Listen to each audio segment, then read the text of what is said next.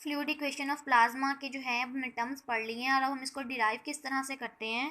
Consider random motion of particles in fluid elements, the fluid has dimensions dx dy and dz।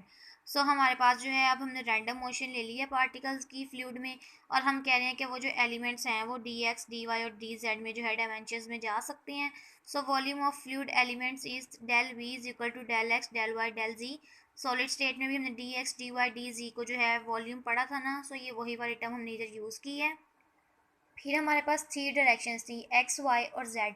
उसमें हम कहते हैं focus only x component of the motion of particles, के जो भी fluid के particles हैं वो सिर्फ जो एक्स डायरेक्शन में आना हम उन पर फोकस कर रहे हैं।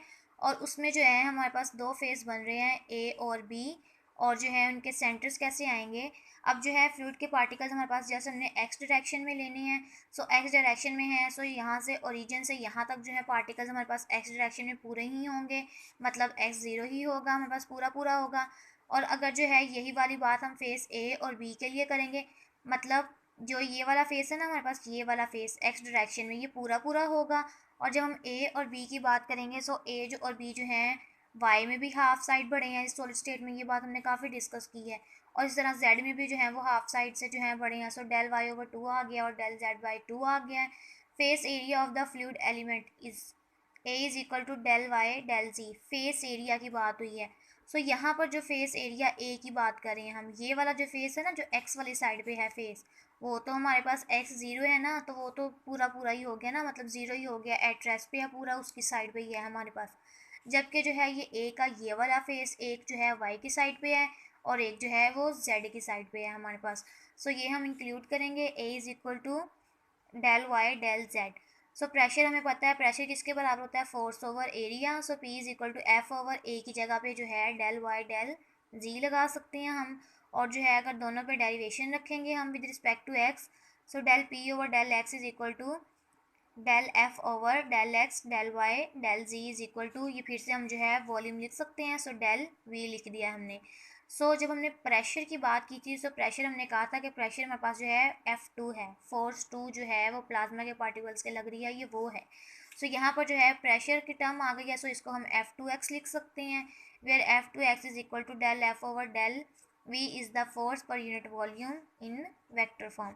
इसको वेक्टर फॉर्म में किस तरह से लिख सकते हैं, अगर हमने x कंपोनेंट ही लिया है तो ऑब्वियसली वेक्टर में भी हम उसका जो है i कंपोनेंट ही लेंगे। नेगेटिव साइन क्यों आया है, negative sign comes because pressure and force are opposite in direction.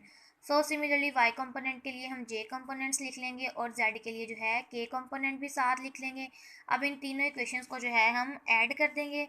So add करने के बाद क्या बन जाएगा हमारे पास, minus del P over del X I minus del P over del Y J और minus del P over del Z के, और यहाँ पर भी है, तीनों को जो है हम ऐड कर देंगे। सो यहाँ पर जो है माइनस हमारे पास बाहर आ जाएगा, अंदर वाली जो है सब पॉजिटिव हो जाएंगी। और यहाँ पर जो है क्योंकि ये मैग्नीट्यूड में था, हम ये पूरा ही उसको लिख लेते हैं F2 में।